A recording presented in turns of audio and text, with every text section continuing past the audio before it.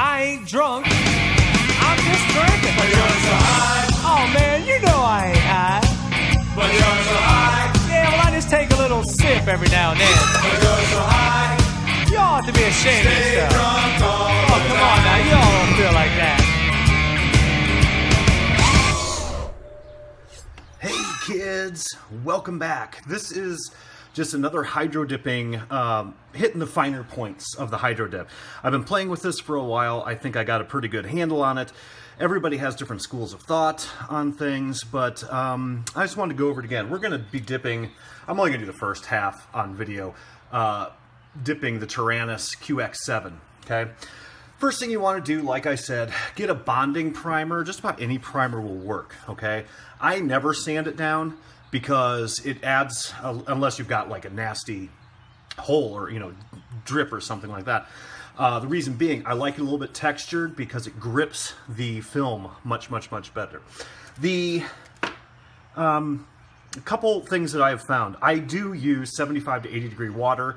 It doesn't have to be exact, but bath water, okay? Nothing boiling hot, nothing like that, because it helps the film.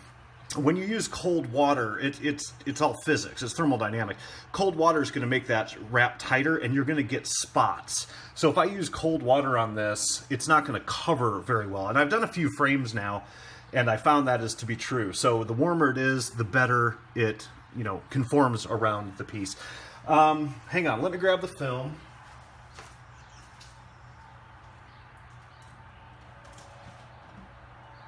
Alright, so I'm going to put the film in. I'm going to drag it over the edge. Maybe. It's kind of hard dealing with these bigger pieces.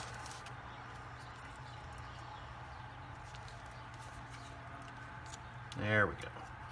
Now, see the big ass air bubble? That's bad. So, what we need to do, bring it up. There we go. Not a big deal. Air bubbles are not as big a deal as you might think, believe it or not. So we'll just go like this. Get out, wherever you are. And I'll peel this back. No problem, okay? And same thing with this. I'm just worried about them getting towards the edge. No big deal. You want to make sure, I got a little bit of water there, it should still be okay. Want to make sure that you let this sit until it gets relatively smooth, like that. Your warmer water smooths up faster, okay? Then, oh, where's my hydro spray?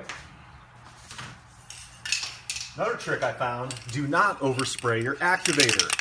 If you overspray your activator, it will, it'll keep eating through the paint after you've done it. So you don't need a ton, guys. Do a pre-spray.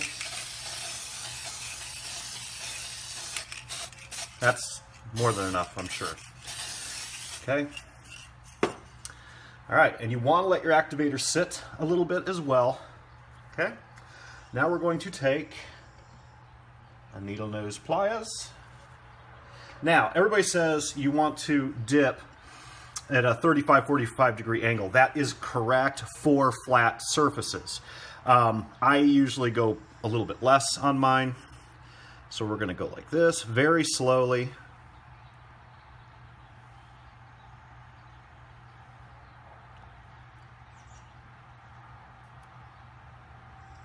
And that keeps the air bubbles from coming through.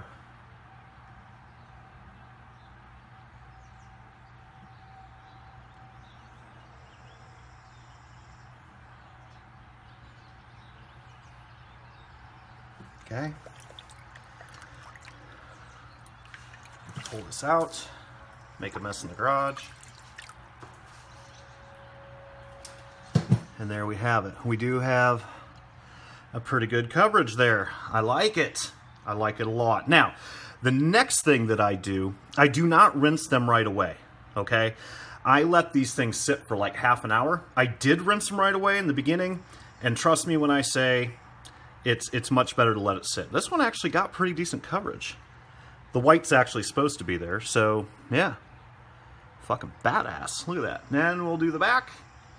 and we'll be set. So I hope that helps you guys out. When you rinse these off, like I said, I'm gonna let this sit for about half an hour. You don't have to time it, it's not critical, but when you rinse it off, that gives the paint some time to sit. Go ahead and rinse it in warm water, relatively hot water. Again, bath water. The slime comes off much, much better. So, and then give it some clear coat, bam, and you're done. So, hope this clears it up a little bit more. Talk to you guys soon. Keep shining side up. Bye.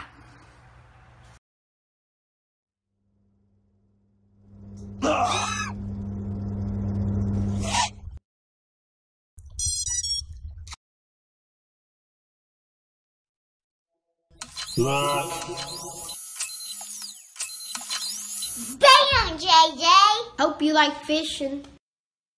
Bam, JJ! Hey, JJ! Hope you like fishing.